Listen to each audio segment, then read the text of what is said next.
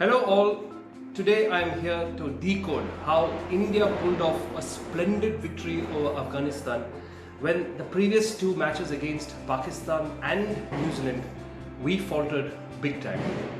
Now Afghanistan won the toss and put India into bat as they saw both against Pakis and the Kiwis how we struggled batting first. So they must have thought we can do the same to India too. However, what went wrong for the Afghanis? If you look at on all three occasions, be it with the Pakis or Kiwis or Afghanis, we batted first, isn't it?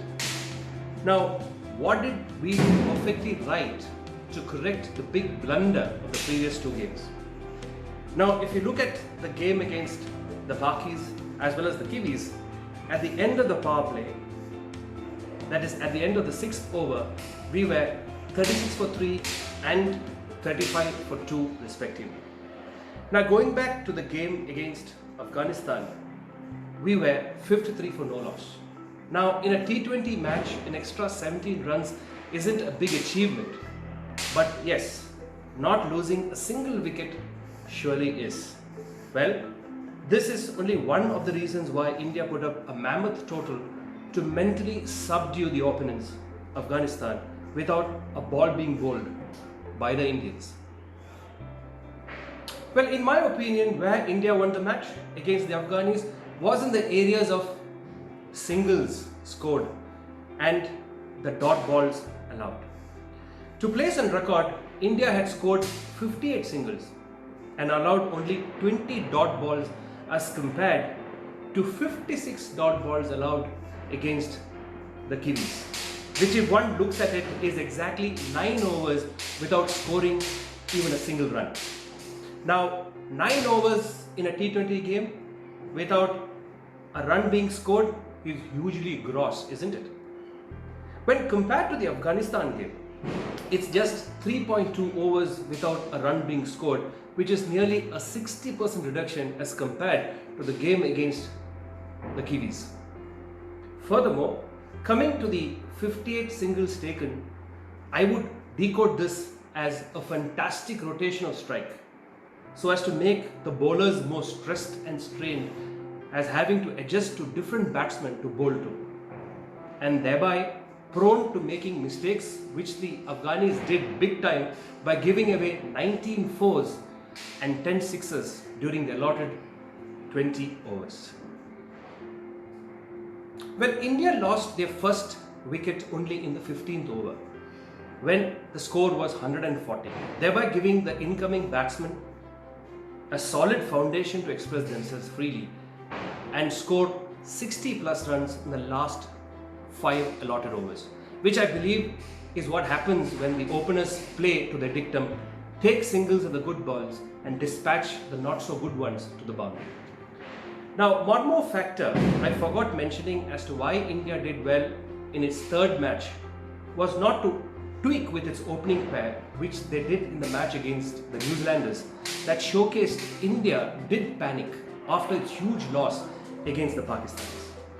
So in my opinion, this decision to get back to the original opening pair for the match against Afghanistan was indeed the beginning for India to make a comeback after the humiliating loss against the Kiwis. Now coming to our bowling performance and why we did well, it was simple and clear. The Indians didn't experiment at all. They just stuck to the usual of making sure Shami and Bumrah get to bowl with a new ball and put pressure on the Afghani batsmen from the word go. Furthermore, the inclusion of Ravichandran Ashwin after a gap of 5 years was actually, in my opinion, the turning point to pull off this huge victory. For a player making a comeback who played his last T20 in 2016 to end up with the figures of 4 overs, 14 runs and 2 wickets is a sure sign of the Indian management not getting its act together in understanding the importance of Ravichandran Ashwin and his experience for Indian cricket until the match against Afghanistan. I hope at least from now on the management doesn't wear blinkers while handling Ravichandran Ashwin and his future for Indian cricket.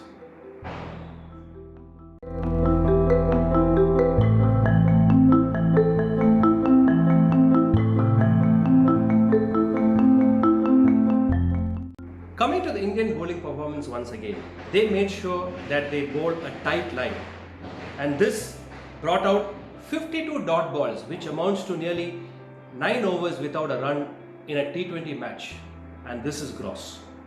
This tight line actually stifled and brought pressure on the Afghanis and made them to lose wickets at regular intervals, and the much needed partnerships never really took off, which is of utmost importance while chasing a mammoth total of over 200 runs in a T20 game.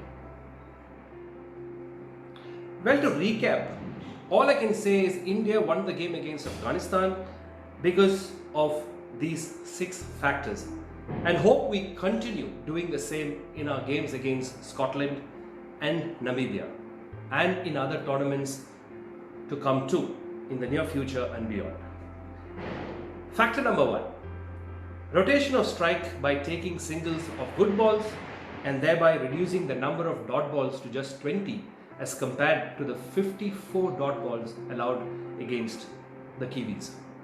Factor number 2, sticking to the conventional opening pair of Rohit Sharma and KL Rahul.